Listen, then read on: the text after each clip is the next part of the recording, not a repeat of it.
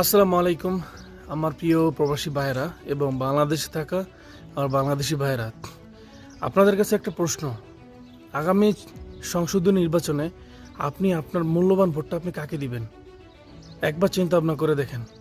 এ কথা কেন বললাম? আপনি দেখতে পাচ্ছেন স্ক্রিনে একটা ভিডিও দেখতে পাচ্ছেন বা একটা ছবি। এটা হচ্ছে চুয়াডাঙ্গার ঘটনা।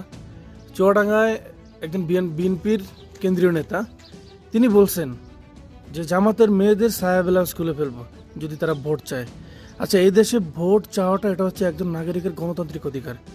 বিএনপির হোক, আওয়ামী লীগ হোক, যে মনে সে হোক, কিন্তু এই ধরনের উস্কানিমূলক কথা এবং এই ধরনের বাজে মন্তব্য মেয়েদেরকে নিয়ে, মহিলাদেরকে নিয়ে, এটা আমরা 12 তারিখে রুখে দিব।